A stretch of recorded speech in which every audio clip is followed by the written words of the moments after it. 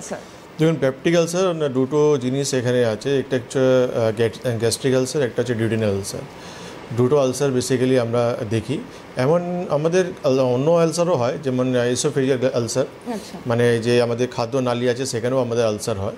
তো তিনটে আলসার আমরা কমনলি দেখি, কিন্তু পেপটিক আলসার যখন আমরা ডিসকাস করছি তো আমরা গ্যাস্ট্রিক আলসার আর ডিউডিনাল আলসার নিয়ে আমরা আজকে ডিসকাশন করবো। আমরা গ্যাস্ট্রিক আলসার আর ডিউডিনাল আলসার এটা আমরা পসিবলি অনেক লোককে আমরা দেখে বলি, শুনেছি আমরা যে পেটে জ্বালা হয় বা ব্ল্যাক স্টুল, কালো পায়খানা হচ্ছে আমার, বা আমার বমি যখন হচ্ছে অনেকদের সময় লাল বমি হচ্ছে, বা অনেকদের সময় ব্ল্যাক বা কফি কালারে বমি আসছে, বা পেটে সবসময় ব্যথা, বা পেটে সবসময় একটা জ্বালা, বা ব্লটিং বা নজিয়া ভমিটিং সবসময় একটা টেন্ডেন্সি পেশেন্ট দেখছে, বা এপিগ্যাস্ট্রিক সেন্টারে একবার সবসময় কন্টিনিউসলি একটু পেন হচ্ছে খাওয়ার সময় বা খাওয়ার 2 ঘন্টা পর।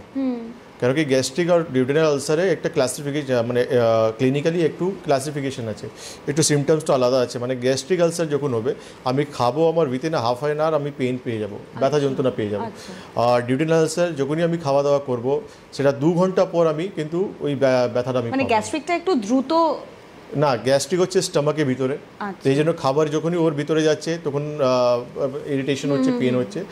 আর খাওয়ার পর ডিউডিনাল আলসারে তখনই পেন হচ্ছে, কেন খাওয়া দাওয়া যখন ডাইজেস্ট হচ্ছে এবার ডাউনওয়ার্ড ফরওয়ার্ড যখন যাচ্ছে নিচের দিকে, তখন কিন্তু আমাদের স্মল ইন্টেস্টাইনের ফার্স্ট পার্ট হচ্ছে ডিউডিনাল, সেখানে কিন্তু আলটিমেটলি পেনটা আমরা পাচ্ছি, কেন ওখানে একটা আলসার হয়ে গেছে। তো আলসার মানে হচ্ছে আমরা নর্মালি জানি ঘা, যে আমাদের একটা নর্মাল লেয়ারে একটা ঘা তৈরি হয়ে গেছে।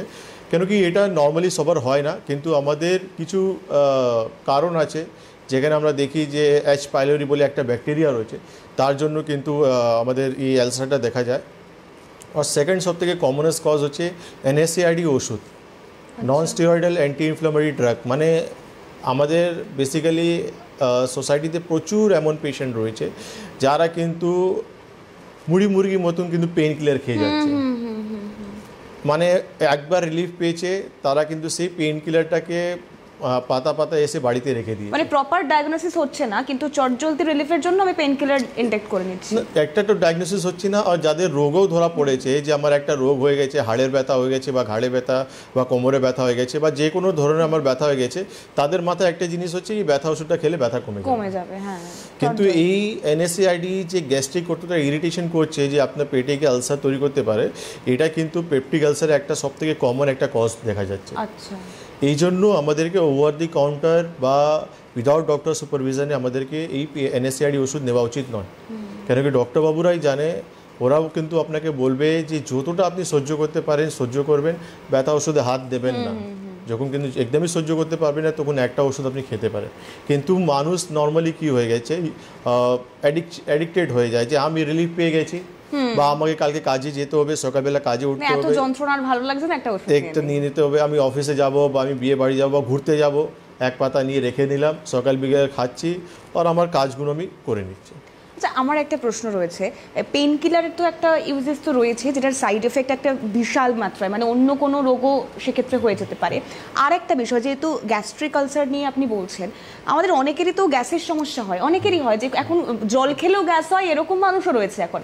তো তারা ওই কথায় কথায় যখন বিভিন্ন প্যাথির শরণাপন্ন হয়ে গ্যাসের ওষুধ ইনটেক করছে, সেটাও কি পরবর্তীকালে একটা গুরুতর সমস্যা হতে পারে? না, দেখুন অ্যাট প্রেজেন্ট রিসার্চ যেটাই বলছে যে এনএসএআইডি ওষুধ অ্যান্ড এইচ পাইলোরি একটা পেপটিক আলসারের সবথেকে বড় কারণ হয়েছে। আচ্ছা, এবার সেকেন্ড হচ্ছে কিছু লাইফস্টাইল বা কিছু হ্যাবিট হচ্ছে যেটা আমাদের কিন্তু এই আলসারকে ট্রিগার করছে। যেমন আমাদের স্ট্রেসফুল লাইফ, আমরা প্রচুর চিন্তা ভাবনা টেনশনে যখন থাকি, তো আলটিমেটলি এই আলসারগুলো ট্রিগার হয় আর বাড়াবাড়ি হয়ে যায়। মানে আমার কষ্ট ছিল 5 লেভেলে, কিন্তু আমি অতিরিক্ত চিন্তা ভাবনা টেনশনের জন্য আমার সেই জিনিসটা কিন্তু আমি বাড়িয়ে ফেললাম। সেকেন্ড হচ্ছে স্পাইসি খাওয়া দাওয়া খুব বেশি, যখন আমরা ননভেজ খাই বা স্পাইসি ফুড খাই, তেল ঝাল মশলা খুব বেশি খাই, বা বাইরে ফ্রাইড ফুড খাচ্ছি আমরা খুব বেশি, তার জন্য কিন্তু এটা ট্রিগার হয়ে যাচ্ছে। কিছু লোক রয়েছে প্রচুর পরিমাণে অ্যালকোহল কনজিউম করে, সেখানেও কিন্তু এই পেপটিক আলসারটা কিন্তু ট্রিগার করে যায়। যারা খুব পরিমাণে স্মোকিং করে তাদেরও কিন্তু এটা ট্রিগার করে যায়।